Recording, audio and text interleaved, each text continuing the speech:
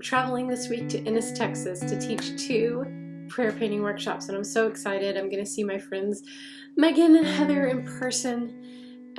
So excited to be traveling to teach. I've only been to Texas one other time, and that was when I was in my 20s and I went on a drinking adventure in Port Aransas. So this is going to be very different. You know, I grew up in the United States in the 70s and 80s, and I was taught competition. I was taught to compare myself to others at all times. Where am I falling on the chart? Where is my grade compared to yours? Where's my number compared to yours? Who's prettier? You or me? Who's smarter? You or me? All the time, competition. That's just the ethos. That was like the culture. That message was everywhere. Pitting people against one another. It's an old paradigm. It's a dying paradigm. I never liked it. It was the culture I was in, but it never made sense to me, and it still doesn't make sense to me. Not in business, not in life, not anywhere. I've been thinking about how much my business and my work and my life is not about competition. It's not about comparing what I do to what anybody else does. It's not about putting my painting on a wall next to somebody else's and critiquing either piece or deciding which one is better. It's not about competition. Everything that's come to me lately, every opportunity, every job that I've had, work that I've been doing, opportunities that I've had are because people offered them to me, because people, friends, supporters, people who care about me, emailed me, called me up, texted me and said, hey, do you want this opportunity? I'd like to open this door for you. Just out of love, out of kindness. That's how things come to me. That's how good things come. Through community. My community is so important to me and includes very close, dear friends that I've had since I was young, and new friends, people I just instantly connected with. My community is the people who read my blog, and those of you who watch these videos. My community is deeply, deeply important to me. My friendships are deeply important to me. And sometimes I feel sad because I look at what other people's lives are like, and I see that they have a network, a social network, and they're having parties and gatherings and lunches, and they're really, you know, having these connections. And I tend to be a hermit, and I think it's really hard. I find it hard to develop real friendships. I don't like small talk, and I don't like surface level. I like to go in deep immediately with a friend. And I think I'm probably a difficult person to be friends with because of those qualities, because I don't do a lot of reaching out. I might be thinking about you all the time and loving you, but not actually talking to you and not actually texting you and not saying, hey, do you want to go out for lunch?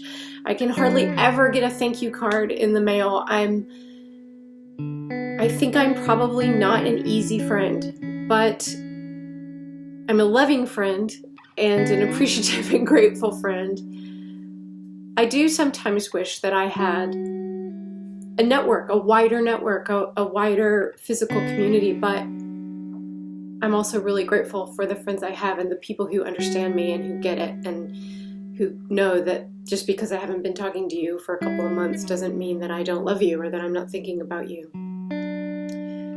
But I'm thinking here at the end of the year about the way things happen in my work and in my life. The way that these good things, the way that these beautiful things happen for me is that they just happen. People send me things. People send me things. They send me gifts. create things for me. They drop them off and put them on my front porch. They call me and say, hey, this thing reminded me of you and I thought you might want to know about it. Here's an opportunity. Here's some work. I just want to tell you how much I appreciate you. I don't do anything to make it happen. It just happens. It's love. It's love. It's community. And I'm so grateful for that. I don't even have the words. I don't know how to describe my gratitude for the people who love me and support me and are here in my life and who are my community. My family is part of my community, my friends, and you. And we're all here together, building something, building a life, and shoring one another up as we do it.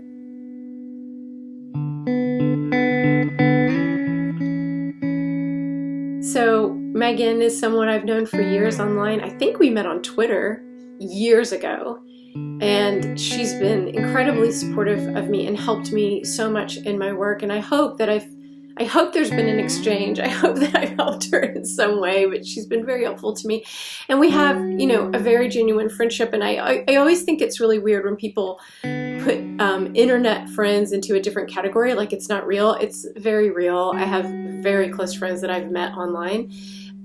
It feels like we've already met in person, even though we will be meeting in person for the first time this week. And I get to go into this world and meet with a new community and meet with her community and people who want to come together and make prayer paintings. It's a beautiful thing. Life is a beautiful thing. And as I'm thinking about this week, and I'm thinking about the importance of community and my place in it and my friendships and how I would like to be a better friend and how grateful I am for the friends I have, I'm also thinking about how many times I've started over in my life, and it's like a billion times. A billion times I've started over. How many times have I stood in a place and thought, okay, all right, I forgive the past. Here comes the beginning. I'm stepping through a gateway. Everything's going to be new. How many times have I thought, I'm not going to give up on this just yet? How long do you keep working at things that aren't working before you do give up? How many times do you start again? How many times do you start over? I don't know, maybe forever, maybe infinity times. And I do feel like I'm starting anew again. I'm starting anew again. And I hope that my community here will grow larger. I hope that people who want to join in this conversation with me find me, and